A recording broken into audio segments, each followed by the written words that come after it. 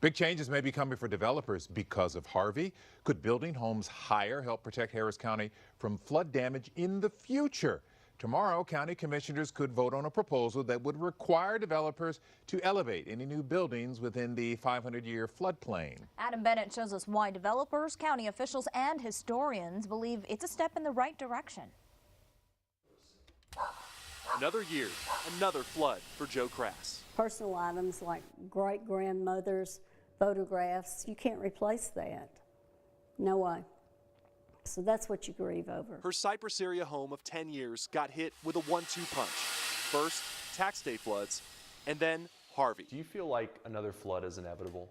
Yes, I do. What Crass frets over, like many people, is that Harvey isn't the end, that we will continue to deal with storms and damage. You can see Buffalo Bayou going across here. Historian Mike Vance says flooding has always been inked into Houston's history. We're not going to engineer the rain away, but we can engineer our way to a much better impact. And Vance says history proves it can work, raising Galveston as much as 15 feet with the seawall construction after the 1900 hurricane wiped out the city. And in Houston, the construction of the Addicks and Barker reservoirs to protect downtown after hundreds of blocks flooded in 1929 and 1935.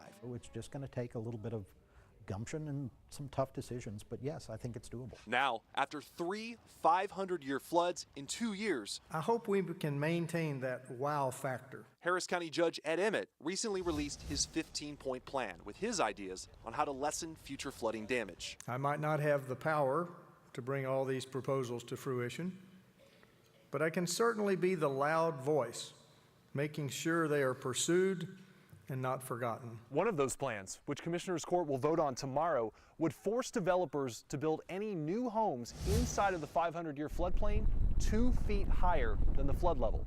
In some areas, that's an elevation increase of 8 feet. The same floodplain Joe Crass's home sits on. If your home had been 24 inches higher, do you think it would have been saved from Harvey?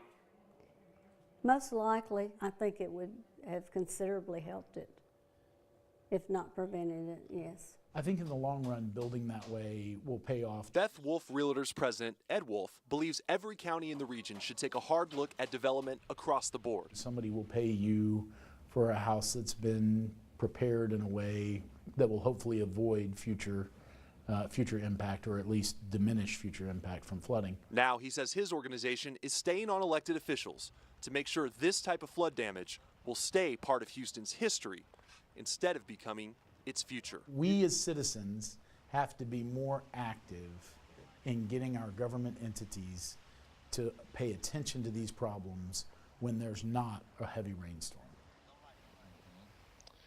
Now, these elevation requirements would only cover new development outside of Houston city limits, but still, that's an area with more people than 26 states and where most of the development since 2000 has happened, Reka.